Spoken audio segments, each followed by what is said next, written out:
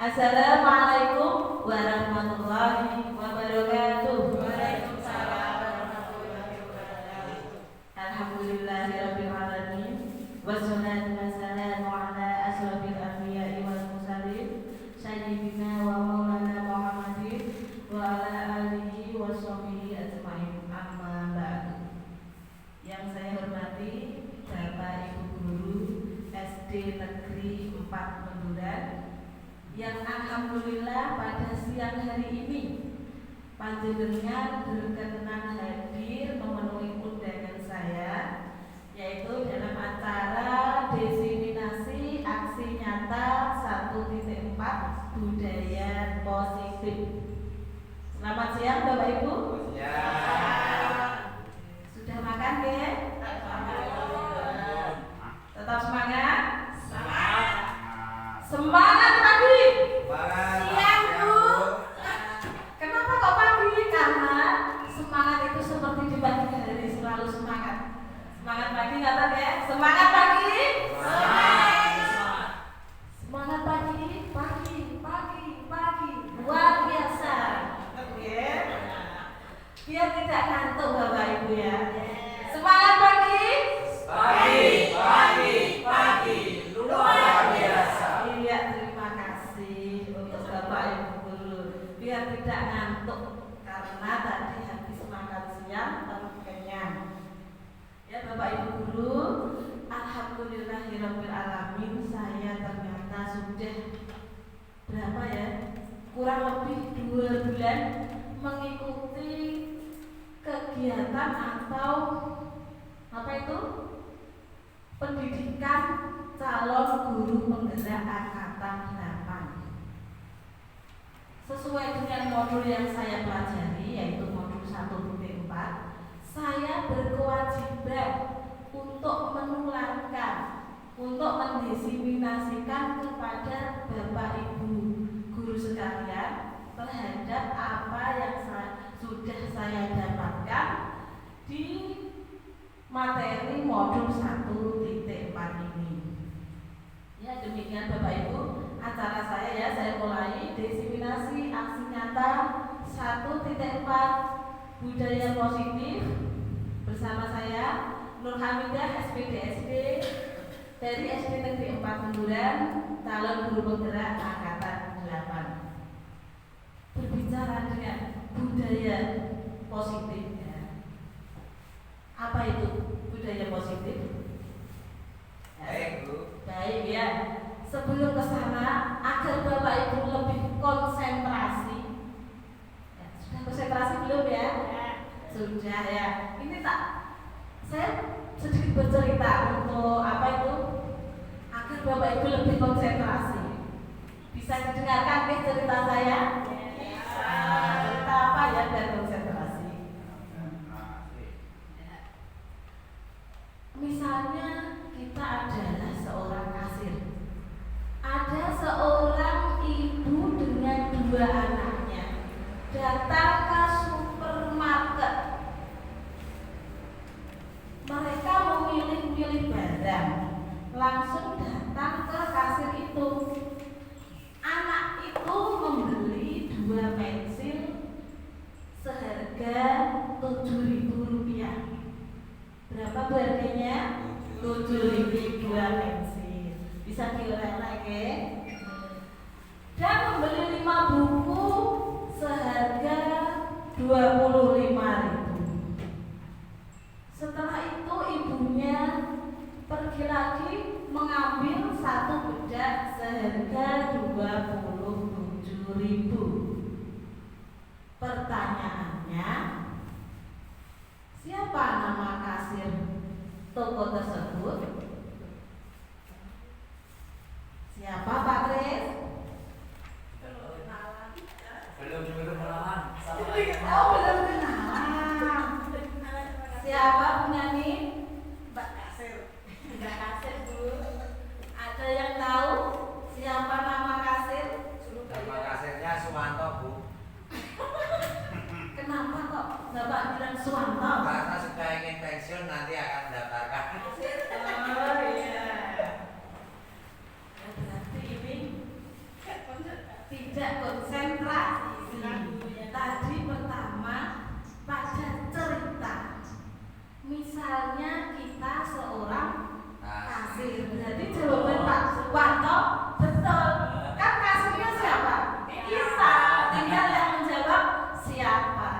Aplaus untuk Pak Suwanto. Alasannya tadi berbeda. Ya, jawabannya kelas 1 guys. Bapak Ibu dulu ya, sudah konsentrasi ya. Kita kembali ke laptop. Ya. Bapak Ibu, ternyata 2 bulan ini saya sudah menyelesaikan modul 1. Modul 1 itu terdiri dari modul 1.1, 1.2, 1.3, 1.4. Di dalam modul 1 ini ada materi atau kita belajar tentang filosofi pendidikan menurut Ki Hajar Dewantara. Kemarin pada saat apa itu prakasa perubahan perumusan dulu sudah, ini saya ulangi lagi bahwa pendidikan menurut KHD itu berarti menuntun kodrat anak, segala kodrat yang ada pada anak agar ia selamat dan bahagia. Menurut Pak Ki Hajar Dewantara, Bapak Ibu, seorang guru itu diibaratkan sebagai petani. Sebagai apa Pak Arif mau? Petani. Kenapa kok diibaratkan sebagai petani? Misalnya seorang petani yang sedang menanam padi. Seorang petani yang menanam padi, pasti ia akan menjaga tanaman padinya agar tumbuh subur. Dia mengusahakan lahan yang terbaik, diolah lahannya, diairi, tanaman padinya dipupuk, dirawat sebegitu tekunnya. Agar apa? Agar tanaman padi tumbuh subur. Tetapi seorang petani itu hanya bisa menuntun tanaman padinya agar tumbuh subur. Dia tidak bisa mengubah kodrat tanaman padi itu menjadi tanaman jagung. Dia hanya bisa menuntun. Begitu pula kita, Bapak Ibu. Kenapa kok kita diibaratkan sebagai seorang petani? Seorang guru itu kewajibannya apa? Juga menuntun anak didik kita supaya apa? Menjadi pribadi, menjadi manusia yang merdeka, yang bahagia, bisa melaksanakan pembelajaran di sekolah dengan baik. Bagaimana caranya agar kita memberikan yang terbaik untuk anak didik kita? Menciptakan lingkungan sekolah yang positif, yang baik. Dengan lingkungan sekolah yang baik, maka akan timbullah budaya positif. Itu pengantar apa? Dari filosofi KHD.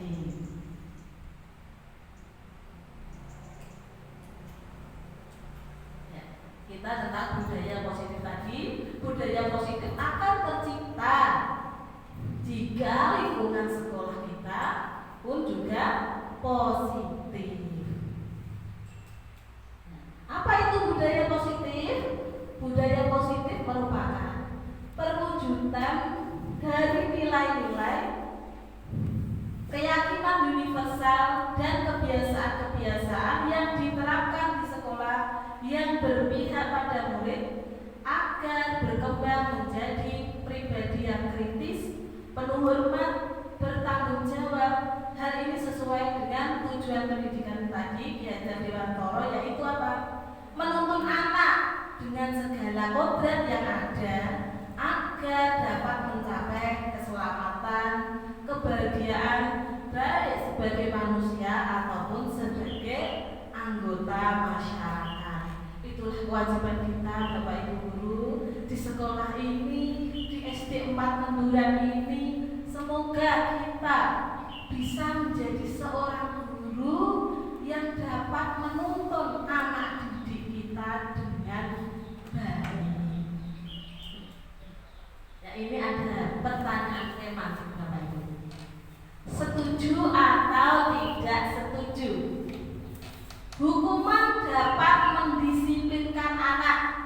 Setuju napa mboten? Setuju. Setuju. Pemberian hukuman dengan hal positif seperti membaca atau membersihkan halaman sekolah dapat meningkatkan disiplin anak. Setuju napa mboten? Setuju. Memberi penghargaan dapat meningkatkan motivasi belajar anak. Sangat setuju. Sangat setuju. Ini semua setuju ya? Ya, setelah ini nanti kita mendapat materi positif ini, apakah pikiran Bapak Ibu berbeda? Kita lihat nanti ya. Budaya positif. Budaya positif diperlukan dalam pelaksanaan prakarsa perubahan untuk mewujudkan sebuah visi. Masih ingat kemarin visi prakarsa perubahan yang kemarin ya? Visi SD Negeri 4 Menduran menciptakan murid yang ready, berbudi, berprestasi dan cakap teknologi. Visi ini nanti dalam modul budaya positif ini kita akan mempelajari 6 bab. Yang pertama, disiplin positif dan nilai kebajikan. Yang kedua, teori motivasi, hukuman dan penghargaan dan restitusi. Yang ketiga, keyakinan kelas. Yang keempat, kebutuhan dasar manusia dan dunia berkualitas. Yang kelima, restitusi 5 posisi kontrol. Yang keenam, segitiga restitusi. Apakah Bapak Ibu sudah pernah mendapat materi ini? Sampun derek? Ya, alhamdulillah. Kalau belum berarti nanti selama 1 jam ke depan semoga Bapak Ibu dapat mendapat materi ini dan dapat diaplikasikan di kelas masing-masing. Ya, kita membahas yang pertama tentang disiplin positif dan nilai-nilai kebajikan universal. Nah, ini perubahan paradigma. Ini ada kegiatan Bapak Ibu ya. Kegiatan kepalan tangan ya. Ini ada A dan B, Anda dan teman Anda. Sobeklah cari kertas kecil, tulislah benda atau sesuatu yang berharga untuk Anda. Letakkan di salah satu tangan Anda dan genggamlah. Ini ada kertas. Tolong Bapak Ibu tulis sesuatu yang paling berharga menurut Bapak Ibu. Silakan ditulis ya, bawa pulpen ya.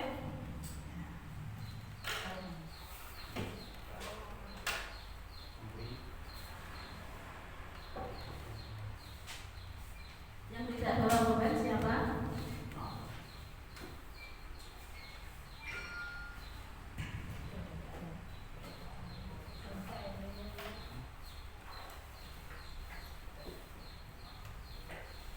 Silahkan ditulis Bapak Ibu.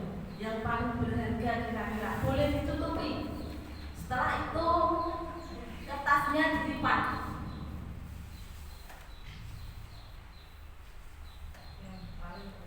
Ya, benda boleh, sesuatu hal boleh. Yang kira-kira itu paling berharga untuk Bapak Ibu. Setelah itu dilipat, jangan sampai temannya tahu. Tidak boleh dikon ya.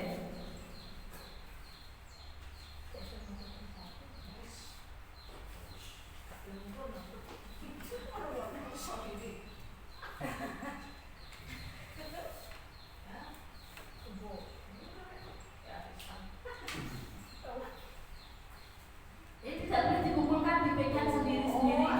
Dikepal, di tangan. Karena itu sesuatu yang berharga bagi Bapak Ibu. Genggam erat, jangan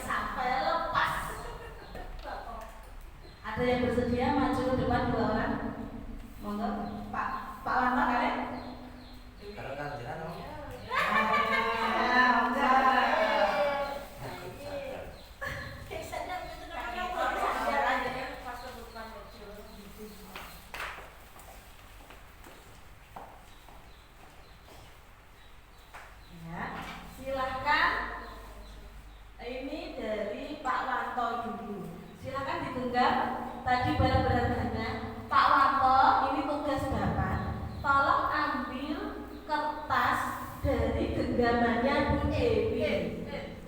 Entah dirayu, dikasih uang atau jangan terlalu dipaksa ya, kecuali diambil Pak coba Pak. Dipaksa juga boleh Pak. Kalau bisa silakan. Itu tak boleh. Kurang oke. Kurang. Ayo coba Pak, bisa nyebut coba Pak. Dia cek dapat ini.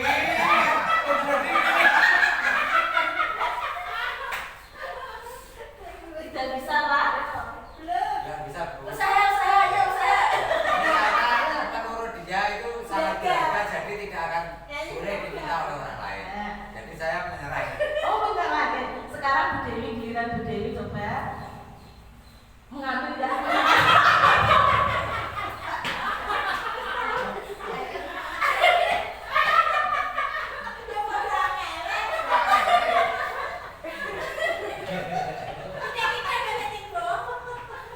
Dipaksa bisa atau mungkin udah kerelaan hati Pak Wanyon.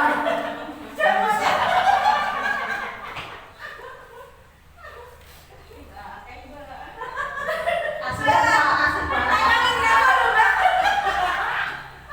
Bisa tidak?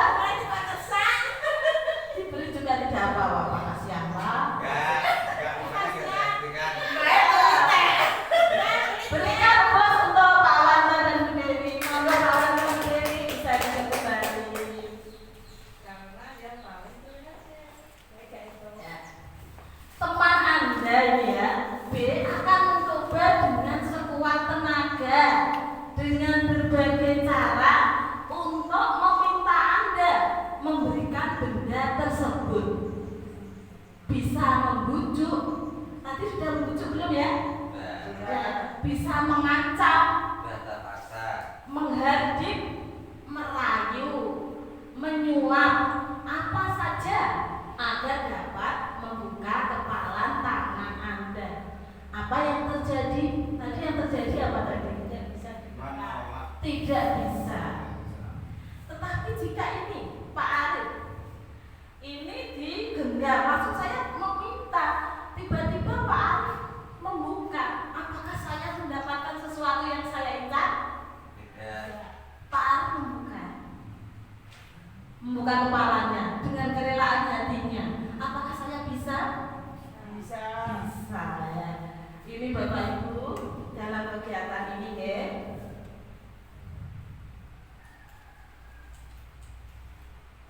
Dalam kegiatan ini diilustrasikan sebagai guru seorang menjadi posisi kontrol yang memegang kendali, membuka menutupnya tangan tadi teman Anda atau Anda sendiri. Saya sendiri. Apakah bisa dipengaruhi oleh pihak luar tadi? Ya. Apakah Pak Wanto bersedia membuka kepalan tangannya? Apakah Bu Dewi bersedia membuka kepalan tangannya? Tidak. Ini diilustrasikan Bapak Ibu sebagai seorang anak didik kita. Bagaimana cara mendisiplinkan anak didik kita?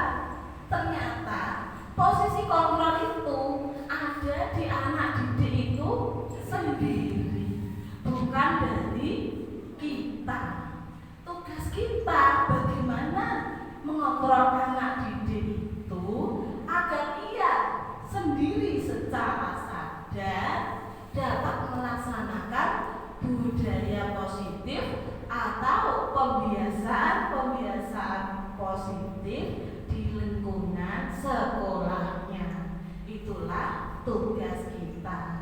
Di sini ini ada tentang teori kontrol. Perubahan paradigma atau teori kontrol. Yang pertama itu ilusi, hanya ilusi yang miskonsepsi. Ilusi guru mengontrol murid. Menurut guru sendiri itu, guru bisa mengontrol muridnya untuk melakukan A, melakukan B. Walaupun kenyataannya di kelas anak itu melakukan hal yang disuruh guru, dia terpaksa atau dengan kerelaan hati. Ya, biasanya kalau takut yang penting melaksanakan, tetapi dia tidak sadar, tidak ada kerelaan, keikhlasan dari anak didik itu.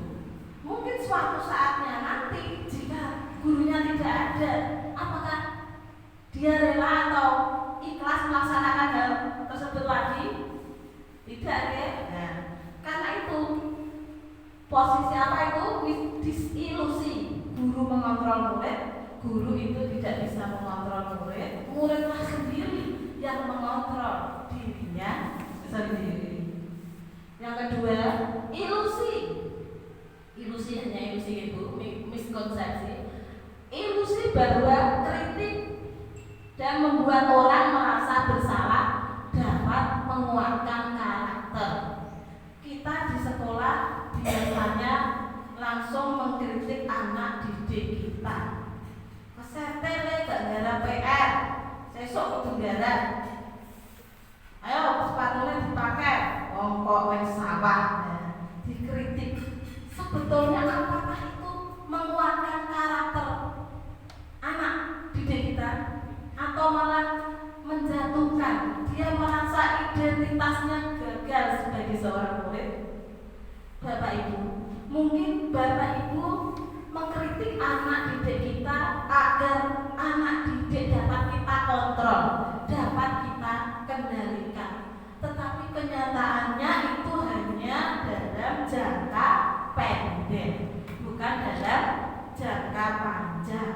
Kesadaran anak didik itu karena faktor-faktor eksternal, bukan faktor internal dari anak didik kita. Pada tadi seperti ilustrasi Pak Wanto dengan Bu Dewi, kalau ini membuka, ini terbuka genggaman tangan, harus dari kesadaran anak didik itu sendiri.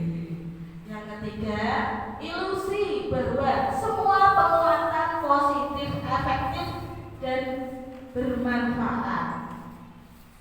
Penguatan positif itu memang efektif Bapak Ibu, ya. Terus pemberian penghargaan, pemberian hadiah, pemberian imbalan itu memang efektif untuk kita terapkan di anak didik kita. Tetapi pola pikir anak didik kita itu melaksanakan hal tersebut karena apa? Karena imbalan, bukan karena faktor internal. Penguatan positif itu baik, tapi juga dalam jangka pendek, bukan jangka panjang. Yang terakhir, ilusi bahwa orang dewasa memiliki hak untuk memaksa. Kita sebagai seorang dewasa, anak orang dewasa, sebagai guru biasanya selalu memaksakan kehendak untuk anak didik kita. Kudu ngene, kudu lungguh anteng ora kepengan ngingo ning kursi. Bukune dibuka, garapane digarap. Itu kita sebagai guru.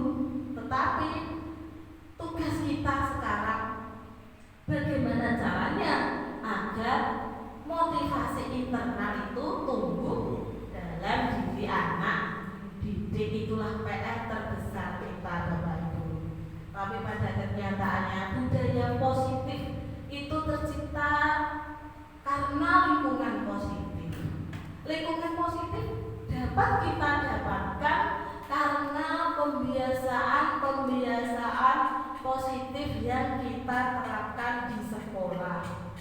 Dan pembiasaan positif itu bukan sesuatu hal yang langsung terjadi, butuh waktu, butuh usaha. Untuk itu kita sebagai guru harus menjadi seorang guru yang pembelajar sepanjang hayat. Semakin hari harus semakin lebih baik. Bagaimana caranya kita meningkatkan kualitas kinerja kita sebagai seorang guru. Ini Bapak Ibu perubahan paradigma stimulus respon.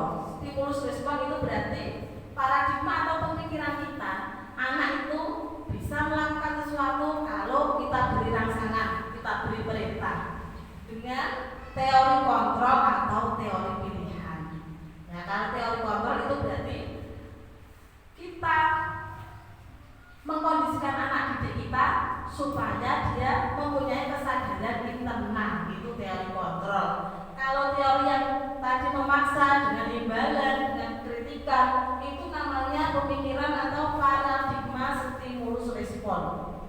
Langsung, siapa sesungguhnya yang memiliki kontrol? Nah, itu perbedaannya ya.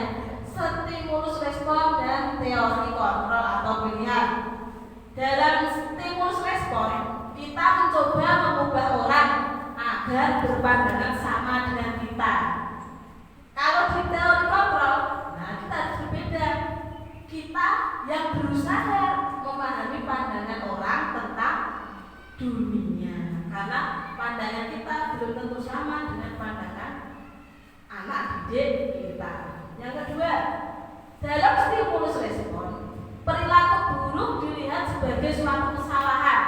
Wah, anak itu perilaku elek mesti salah. Tetapi dalam teori kontrol, semua perilaku itu memiliki tujuan. Anak didik itu berperilaku A, B, C pasti ada alasannya. Itu dalam teori kontrol. Yang ketiga, dalam stimulus respon, orang lain bisa mengontrol saya. Kalau dalam teori kontrol, hanya Anda yang bisa mengontrol diri Anda sendiri.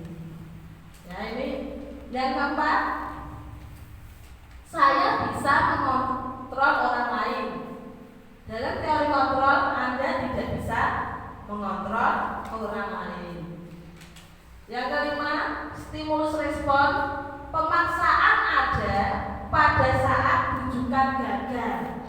Kita membujuk gagal. Kalau membujuk sudah tidak bisa, berarti kita paksa. Itu dalam stimulus respon. Kalau dalam teori kontrol, bagaimana caranya? Bukan membujuk, bukan memaksa, tetapi berkolaborasi untuk menciptakan pilihan-pilihan baru, berdiskusi dengan anak, bukan memaksa, bukan membujuk anak itu. Yang terakhir, kalau dalam stimulus respon, model berpikir menang kalah, artinya kalau kita sudah bisa memaksa anak kita, berarti kita yang menang. Tetapi kalau dalam teori kontrol, model berpikirnya menang-menang, karena kita bisa memahami apa yang diinginkan anak didik dan keinginan kita juga dapat tercapai. Itu perbedaan antara stimulus respon dan teori kontrol. Ini Bapak Ibu, ini bagian tentang apa yang akan kita pelajari dalam disiplin positif.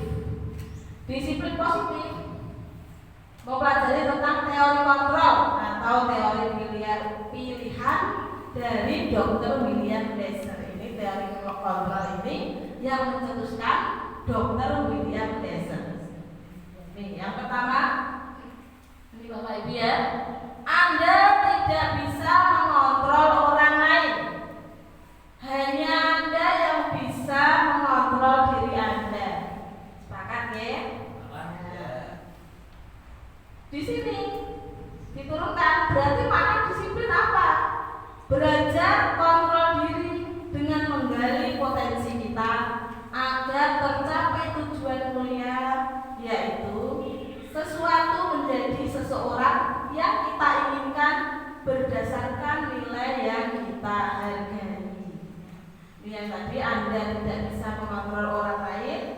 Yang selanjutnya, semua perilaku memiliki tujuan. Setiap anak, entah dia anak yang pintar, anak yang biasa-biasa saja, jika dia berperilaku misalnya ya, datang terlambat, tidak membuat PR, atau mungkin sering mengganggu temannya, biasanya dia memiliki tujuan yang mungkin tidak kita mengerti.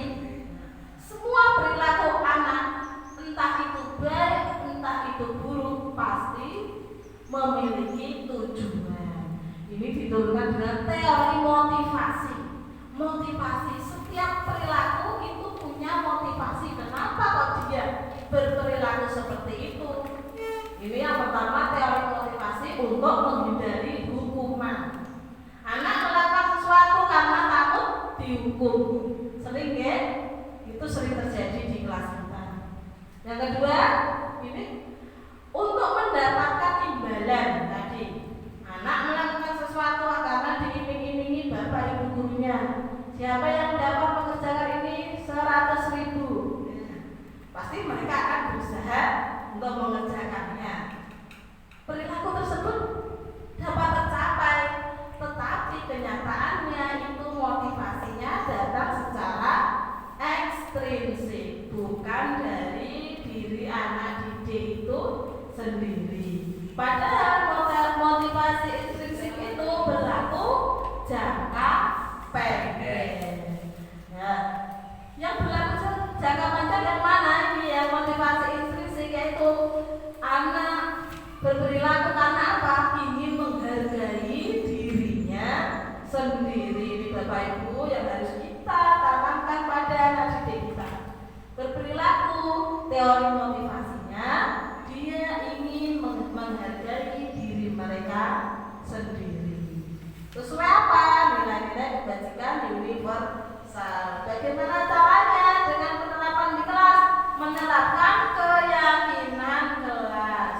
Keyakinan kelas itu seperti kesepakatan kelas, tapi berupa nilai-nilai kebajikan universal. Yang ketiga ini bermodel berpikir menang-menang seperti teori kontrol tadi, kolaborasi atau konsensus. Ini menciptakan 5 posisi kontrol nanti yang akan kita pelajari, yaitu posisi penghukum, pembuat bersalah, teman, posisi pemantau, posisi manajer. Nah, nanti juga akan kita pelajari tentang segitiga restitusi. Yang keempat ini tentang teori kontrol. Realitas kebutuhan kita berbeda. Kita berusaha memahami pandangan orang lain tentang dunia. Setiap orang memiliki gambaran yang berbeda. Kita harus menghargai anak didik kita. Anak didik kita pasti punya gambaran atau pikiran yang berbeda dengan kita. Kita bukan hidup di zaman anak didik kita tidak hidup seperti zaman kita kecil.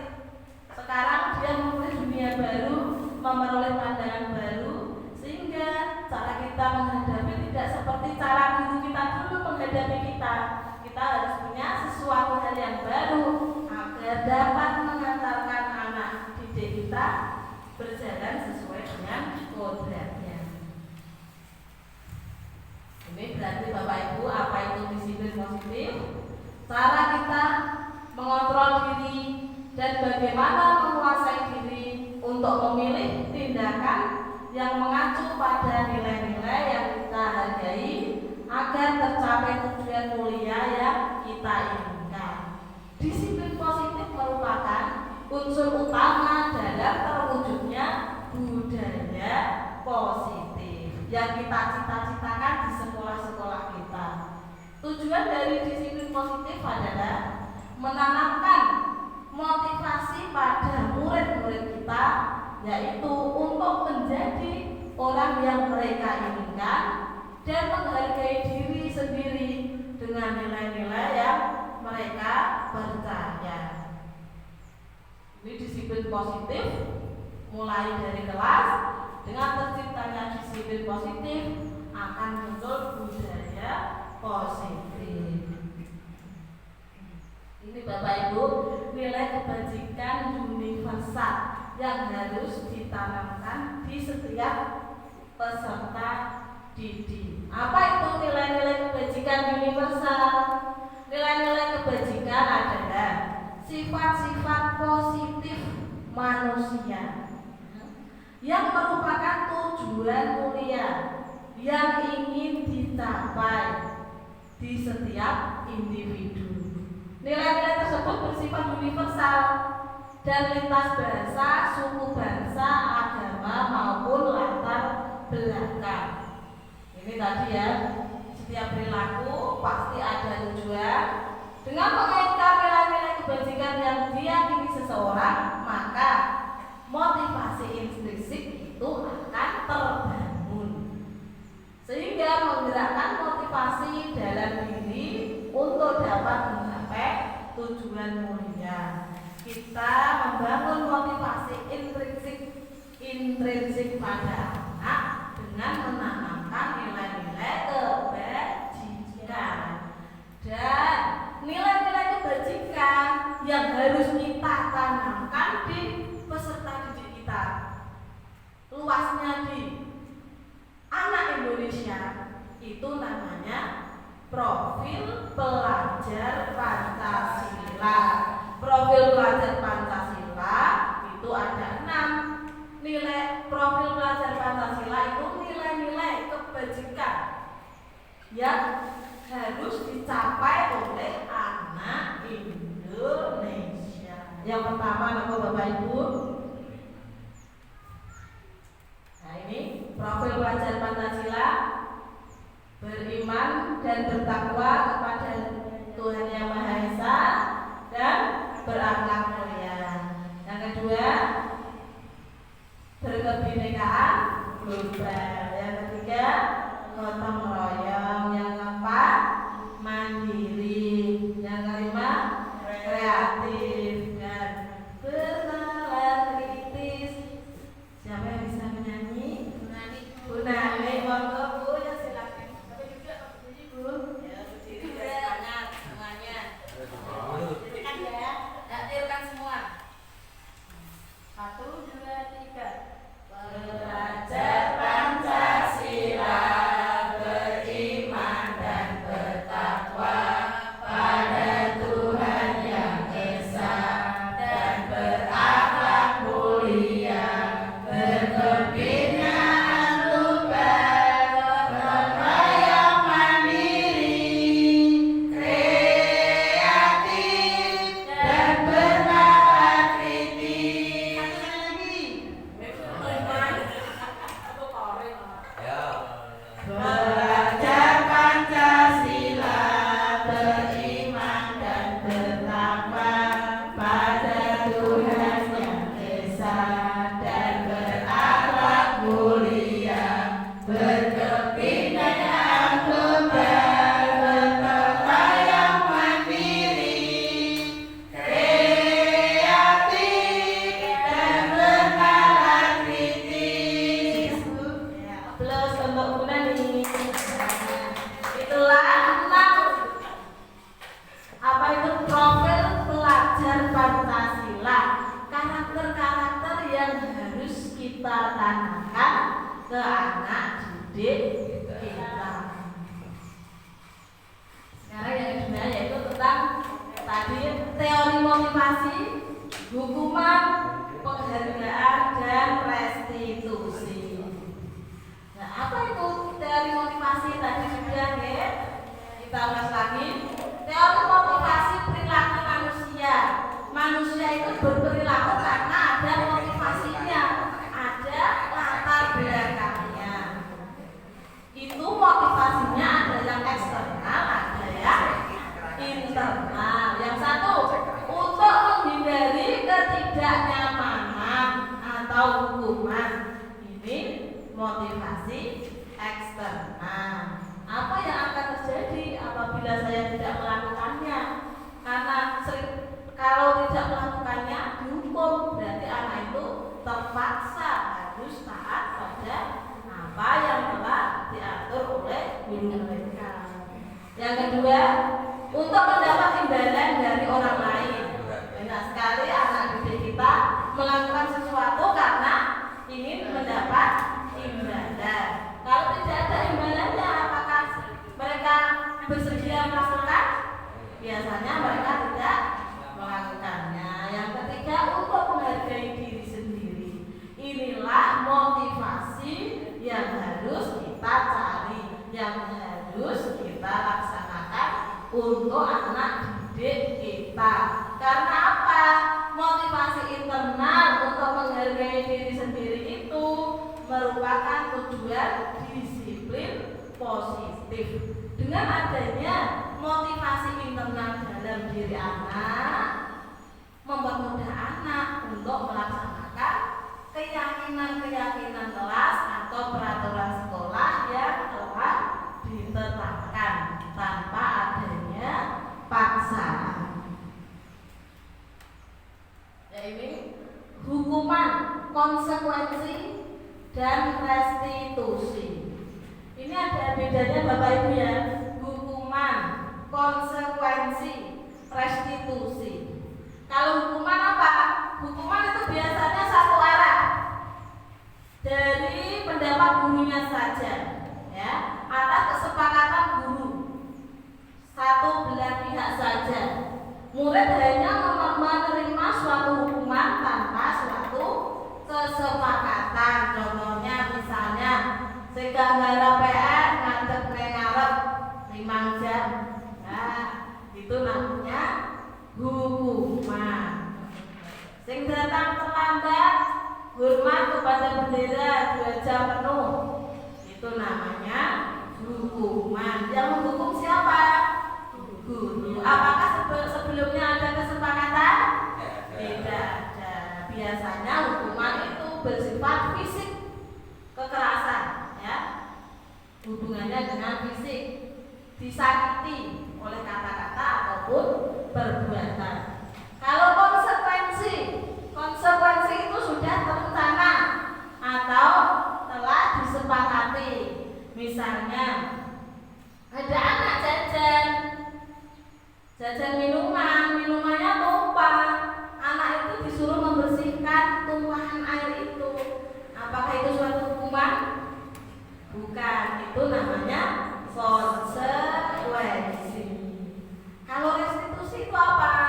Kalau restitusi itu menciptakan kondisi murid untuk memperbaiki kesalahan mereka, sehingga mereka bisa kembali kepada kelompok mereka dengan karakter yang kuat. Ini nanti restitusi akan kita bahas di bab selanjutnya.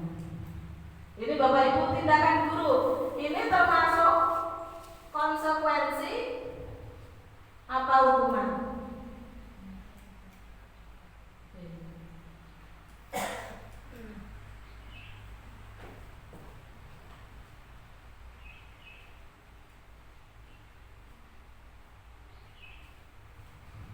Ini nomor 1, mencatat 100 kali dalam buku kalimat saya tidak akan terlambat lagi. Lari mengelilingi lapangan karena terlambat hadir.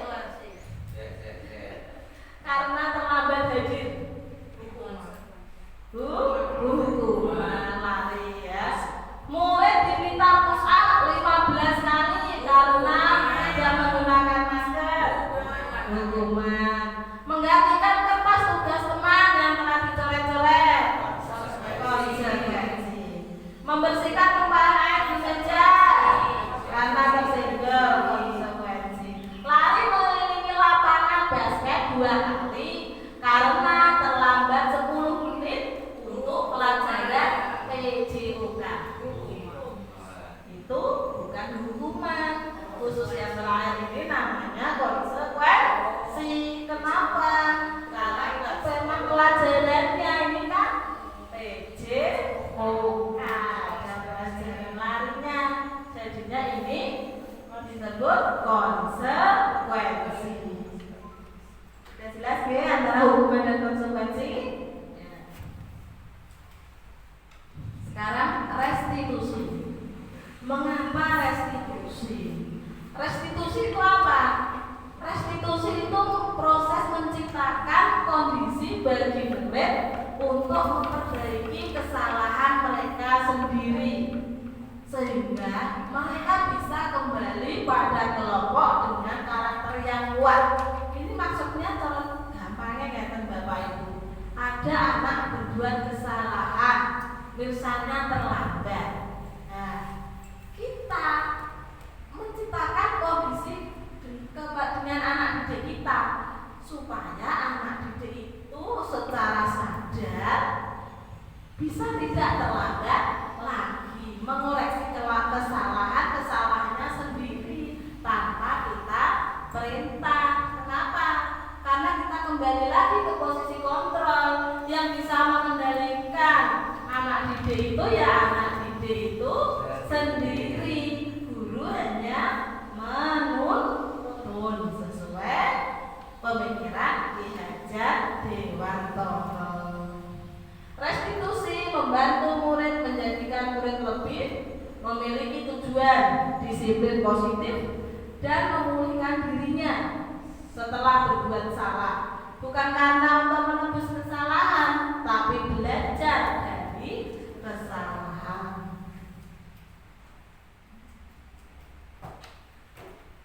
Sekarang ke keyakinan kelas. Mengapa tidak peraturan saja? Mengapa harus keyakinan kelas? Ini Bapak Ibu kemarin di kelas, karena ini masih awal pembelajaran, kelas 4 kemarin membuat keyakinan kelas. Keyakinan kelas itu kesepakatan berupa nilai-nilai kebajikan yang harus ditaati, yang harus diyakini oleh semua kelas itu sendiri. Yang memberi keputusan itu anak didik kita, nanti yang melaksanakan juga anak didik kita bimbing. Yang diyakini apa? Kalau sudah yakin berarti harus dijalankan tanpa kita memaksa anak itu sendiri. Nah ini ya, apa tuh perbedaannya peraturan dan keyakinan? Kalau peraturan itu biasanya sesuatu aturan, diatur. Kalau keyakinan itu sesuatu yang nilai-nilai yang kita yakini. Misalnya di peraturan, selalu kembalikan buku ke tempatnya. Ini berupa perintah ya. Keyakinan kelasnya apa?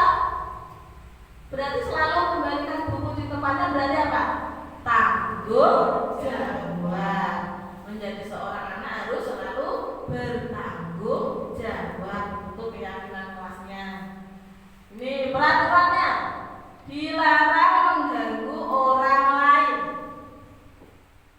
Keyakinan kelasnya apa? Kalau mengganggu berarti kita kembalikan ke kalimat positif. Berarti menghormati orang lain. Yang ketiga, hadir di sekolah 15 menit sebelum pembelajaran dimulai. Berarti keyakinannya apa? Menghormati orang lain atau berkomitmen. Komitmen kita datang jam 7 berarti ya jam 7. Yang keempat, dilarang melakukan kekerasan. Berarti keyakinan kelasnya apa? Kalau dilarang kekerasan, keselamatan atau tetap menghargai orang lain. Yang kelima, dilarang menggunakan narkoba. Berarti nilai keyakinan kelasnya apa? Kesehatan, menjaga kesehatan. Bergantian atau menunggu giliran atau antri. Berarti keyakinan kelasnya apa? Sabar, menghormati orang lain. Gunakan masker. Berarti keyakinan kelasnya kesehatan. Jangan berlari di kelas atau di koridor. Berarti keyakinan kelasnya keselamatan atau keamanan. Ya, ini contoh keyakinan kelas Bapak Ibu. Misalnya keyakinan kelas 9C. Wali kelasnya Bu Dewi ya ini. Bekerja sama, menjaga dan meletakkan barang sesuai tempatnya, mengerjakan tugas tepat waktu. Nah ini yang kemarin saya praktikkan di kelas, ini keyakinan kelas 4.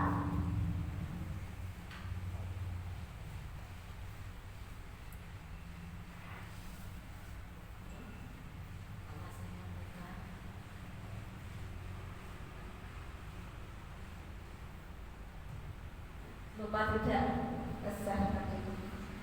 Ya sudah ditinggal saja Bapak Ibu tadi. Apa itu kemarin kita sudah sepakat 6 keyakinan kelas di kelas 4. Yang pertama kemarin menjaga kebersihan, menghormati orang lain. Kemarin itu ada 6. Itu juga seperti ini, bertanggung jawab, disiplin, rukun. Nah, kemarin ada 6 di kelas 4.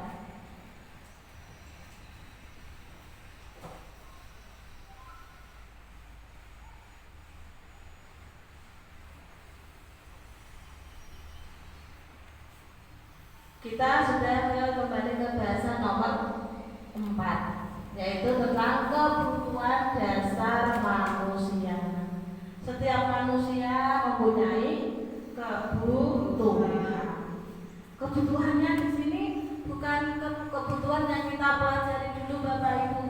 Dulu kita kalau belajar prinsip ekonomi, kita belajar tentang kebutuhan apa? Ada berapa kebutuhan? Kebutuhan primer, sekunder, dan tersier. Kalau di sini sekarang kebutuhannya tidak 3. Berapa? Nah, kebutuhan dasar manusia sekarang itu ada 5. Ya, ada 5 kebutuhan dasar. Yang pertama, kebutuhan bertahan hidup. Kebutuhan yang dibutuhkan manusia untuk menjalankan hidupnya. Yang orang tercukupi, jika tidak tercukupi, dia tidak bisa bertahan hidup. Contohnya apa berarti Bapak Ibu itu? Kesehatan, rumah, makan, sandang, pangan, papan. Itu kebutuhan untuk bertahan hidup.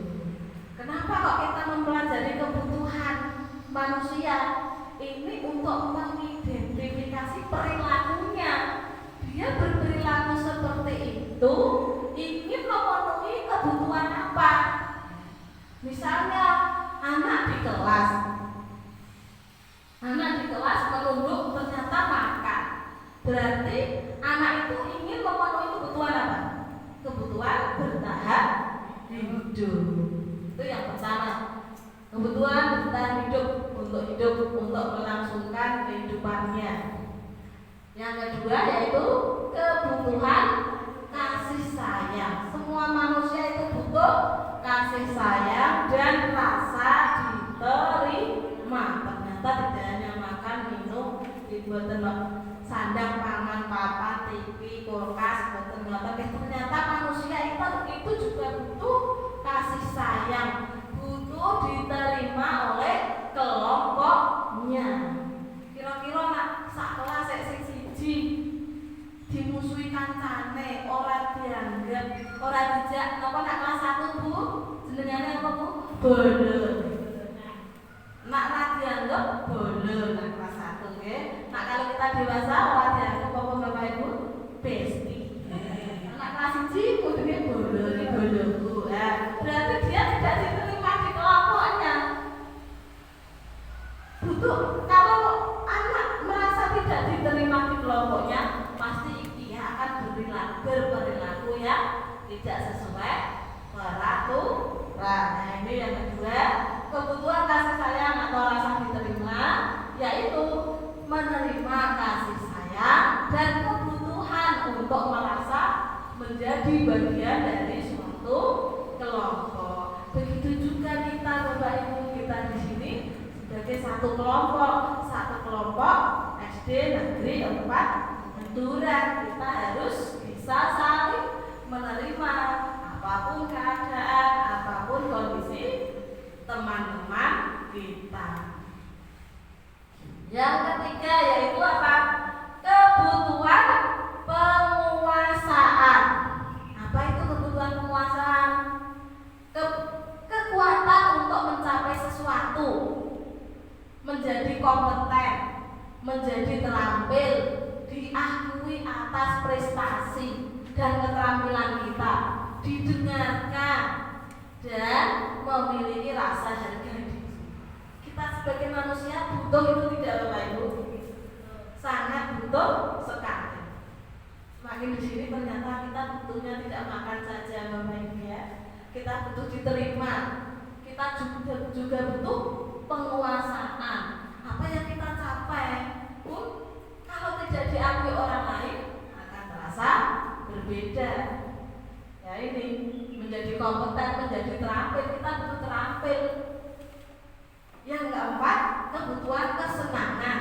Ternyata kita juga butuh senang. Apa itu kebutuhan kesenangan? Kebutuhan untuk mencari kesenangan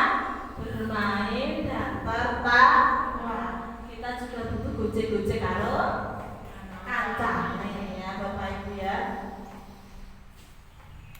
Yang keempat yaitu yang keberapa berarti? Kelima, yaitu kebutuhan kebebasan. Kebutuhan kebebasan apa itu? Kebutuhan akan kemandirian. Jadi itu bebas, mandiri, otonomi. Otonomi itu berarti berhak memberikan aturan terhadap diri kita sendiri, memiliki pilihan dan mampu mengendalikan arah hidup seseorang atau arah hidup kita sendiri. Inilah 5 kebutuhan dasar manusia. Yaitu yang pertama tadi apa? Kita butuh bertahan hidup, kita butuh kasih sayang, kita butuh penguasaan, kita butuh kesenangan, dan kita juga butuh kebebasan. Apa ada yang tidak butuh ini? Ada yang tidak butuh? Salah satu apa bisa ditinggalkan? Tidak bisa. Kita bekerja, kita berkuasa, kita terampil, kerja, kita juga butuh senang. Kita juga butuh bebas. Ya ini sudah kembali apa itu ke yang 5, posisi kontrol. Ya, bab kelima ini posisi kontrol. Apa yang akan kita pelajari tentang posisi kontrol? Posisi kontrol ini di sini intinya bagaimana cara kita menghadapi anak yang mungkin tidak disiplin. Bagaimana cara kita mengontrol anak yang berperilaku tidak sesuai dengan keyakinan kelas atau kesepakatan kelas. Jadi posisi kita bagaimana kita pelajari di sini. Ternyata Bapak Ibu, posisi kontrol dalam kita mengontrol anak itu ada 5 posisi kita. Yaitu 1, kita sebagai penghukum, kita sebagai pembuat rasa bersalah. Yang ketiga, posisi teman. Yang keempat, pemantau. Yang terakhir, manajer. Nah ini untuk lebih jelasnya Bapak Ibu, kita lihat video ini tentang posisi kontrol.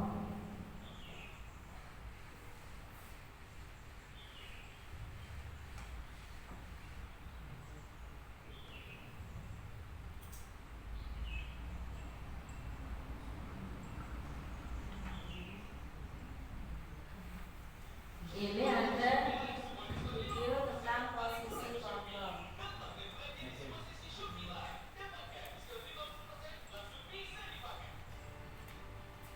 Ini coba dilihat ya, biar kita bisa memahami cara kita mendisiplinkan anak kita itu dalam posisi mana.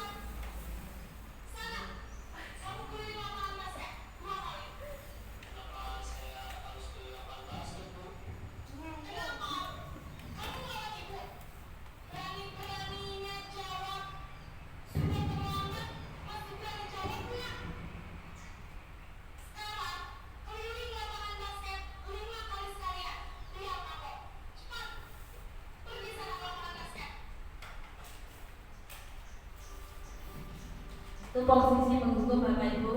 Ini posisi membuat merasa bersalah. Coba kita lihat, simak videonya.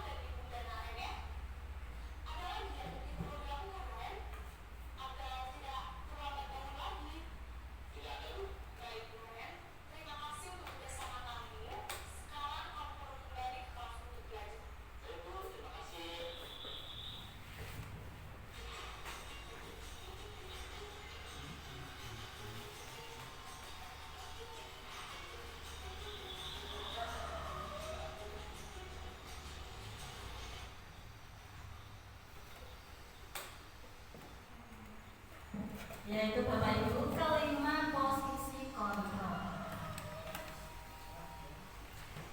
Coba biasanya kita di kelas sebagai posisi apa ya? Kita di kelas sebagai posisi apa Bapak Ibu biasanya? Karena mungkin kelas 1 sampai 6 ini beda. Biasanya kita apa? Kalau kelas 1 membuat rasa bersalah. Membuat rasa bersalah. Dan ini anak ini kok merasa bersalah dengan apa yang kita ucapkan.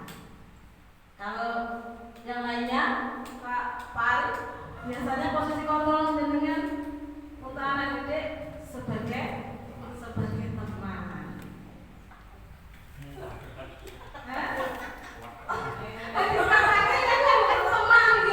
Itu sebagai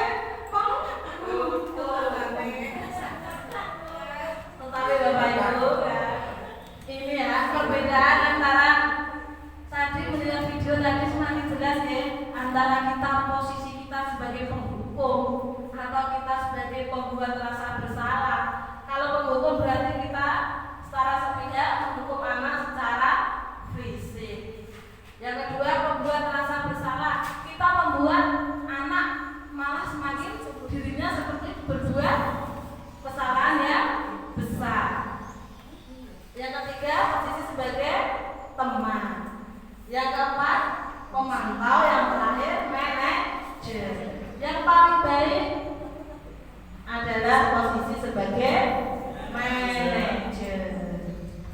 Ini Bapak Ibu 5 posisi kontrol. Perbedaannya antara penghukum, pembuat orang bersalah, teman, pemantau dan manajer. Ini guru, tingkah laku guru. Dalam posisi penghukum berarti guru itu menghardik, menunjuk-nunjuk, menyakiti, menyindir. Itu dalam posisi penghukum. Kalau dalam posisi pembuat orang merasa bersalah, guru ini ceramah, kakek ceramah. Seharusnya kamu gini, tidak gini. Ya. Ibu kecewa, kamu seperti itu. Anaknya sansaya dada, semakin dia bersalahnya terlalu besar. Sebagai posisi teman, guru membuatkan alasan-alasan untuk muridnya, kaya koncone dewi. Pemantau berarti guru itu menghitung atau mengukur, memantau. Jika diberi hukuman berarti dipantau terus oleh guru itu. Yang terakhir manajer, bagaimana guru menghadapi anak tidak disiplin. Dalam posisi manajer, guru mengajukan pertanyaan yang nantinya akan bisa mendorong anak didik itu untuk memperbaiki kesalahannya. Ini hasilnya. Kalau penghukum biasanya anak malah memberontak, malah menyalahkan orang lain, atau mungkin untuk menghindari hukuman itu anak biasanya berbohong. Ini yang kedua, hasilnya untuk membuat orang merasa bersalah, biasanya menyembunyikan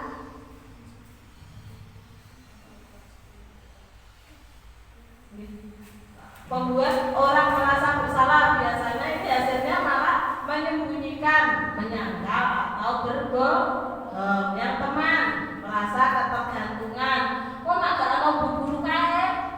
Biasanya nak ana gurune manut. Nak gurunya tidak ada, biasanya boten manut karena guru yang baru. Itu biasanya karena guru yang lama itu posisinya sebagai teman. Yang mana yang pemantau, menyesuaikan diri bila diawasi. Yang tidak diawasi ya tidak jadi disiplin. Yang manajer menguatkan pribadi anak itu agar anak itu dapat memperbaiki masalahnya atau keadaannya dengan sendirinya, dengan apa itu berasal dari hatinya, bukan dari perintah orang lain. Ini Bapak Ibu, dalam kita menjalankan posisi kita sebagai kontrol manager, kita akan menerapkan yang namanya mengontrol dengan mengajukan beberapa pertanyaan ya. Ini kita bahas dalam segitiga restitusi. Apa itu segitiga restitusi? Segitiga restitusi adalah tahapan tindakan yang dilakukan guru untuk membawa murid mentaati kesepakatan atau keyakinan kelas yang telah ditetapkan dan mengakui secara sadar terbuka ketika melakukan kesalahannya serta merasakan kenyamanan ketika sudah tidak berperilaku jujur. Berarti anak ini secara sadar ingin apa itu memperbaiki kesalahannya, memperbaiki tindakannya secara internal, bukan dari orang lain. Ini langkah-langkah restitusi, segitiga restitusi. Langkah-langkahnya apa? Seorang guru satu wajib menstabilkan identitas. Yang kedua, memvalidasi tindakan yang salah. Yang ketiga, menanyakan keyakinan. Ini pertanyaan-pertanyaan yang sering diajukan. Yang pertama tadi, menstabilkan identitas. Tadi terlambat siapa tadi? Namanya Naren. Naren ya. Ini yang pertama menstabilkan identitas dulu. Setiap orang Naren pasti pernah melakukan kesalahan. Ibu juga pernah datang terlambat. Teman-temanmu juga. Nah, itu adalah menstabilkan identitas. Dengan menstabilkan identitas, dia tidak menjadi identitas yang gagal. Identitasnya semakin kuat. Dia tidak menjadi merasa bersalah. Setelah itu apa? Yang kedua, validasi kebutuhan. Maksudnya apa? Tadi kita belajar 5 kebutuhan manusia. Kenapa kok dia bisa datang terlambat? Pasti punya alasan. Kita sebagai seorang posisi manajer harus tahu anak itu berbuat apa, alasannya apa, kebutuhan apa yang ingin dia capai. Nah, biasanya pertanyaannya, kamu tentu punya alasan mengapa kamu melakukan itu. Pasti anak-anak akan menjawab, kenapa kok dia datang terlambat, kenapa dia tidak membuat PR dan lain sebagainya. Pertanyaan yang terakhir, menanyakan keyakinan. Menanyakan keyakinan maksudnya kita menanyakan keyakinan atau kesepakatan kelas apa yang dia langgar. Kamu ingin menjadi seperti apa? Itu pertanyaan dalam menanyakan keyakinan. Ya ini menstabilkan identitas tadi ya. Guru berkata berbuat salah itu hal manusiawi. Tidak ada manusia yang sempurna. Bapak atau ibu juga berbuat salah, kita pasti bisa menyelesaikan masalah ini. Ini yang diajukan dalam menstabilkan identitas anak didik kita. Yang kedua, validasi kebutuhan. Ini membantu murid. Kebutuhan dasar apa yang ingin dipenuhinya ketika melakukan kesalahan itu. Karena pada dasarnya setiap tindakan manusia tujuannya adalah memenuhi kebutuhan dasar. Kebutuhan ada 5 ya. Kebutuhan untuk bertahan hidup, rasa kasih sayang, kesenangan, penguasaan dan kebebasan. Di sini di validasi kebutuhan ini kita memberi pertanyaan agar Bapak Ibu guru tahu kebutuhan apa yang ingin dicapai oleh anak itu. Yang ketiga, menanyakan keyakinan. Anak melihat kesalahannya dihubungkan dengan norma sosial atau nilai-nilai yang mendasari manusia berinteraksi dengan orang lain. Kalau di kelas ini dihubungkan dengan keyakinan kelas. Biasanya guru berkata apa? Apa nilai yang kita percaya di kelas atau di sekolah kita? Kalau ada anak datang terlambat, kesepakatan atau keyakinan kelas apa? Kita kemarin biasanya menjawab disiplin waktu. Ya. Kita sudah sepakat, kita sudah yakin disiplin waktu. Bagaimana caranya agar besok kamu lebih bisa disiplin waktu sesuai kesepakatan yang telah kalian sepakati bersama. Itu Bapak Ibu, kontrol manajer 3 posisi. Di posisi 3 cara yaitu segitiga restitusi. Ini dokumentasi penerapan restitusi. Ini dokumentasi saya Bapak Ibu ada di YouTube semua, karena itu tadi saya bukan tidak bisa. Kemarin saya menerapkan restitusi di kelas saya sendiri. Ada 2 anak, yaitu yang satu bernama Ara, yang satu bernama Abdel. Ara itu dia kemarin makan di kelas, yang Abdel datang terlambat. Nanti bisa dilihat di YouTube saya. Ini sharing pengalaman, pemahaman apa yang berubah sebelum dan sesudah mempelajari budaya positif. Apa yang berubah Bapak Ibu setelah Bapak Ibu menerima materi ini? Yang dulunya Bapak Ibu mendisiplinkan anak dengan posisi apa? Hukuman. Sekarang Bapak Ibu pemikirannya berubah menjadi apa? Manajer.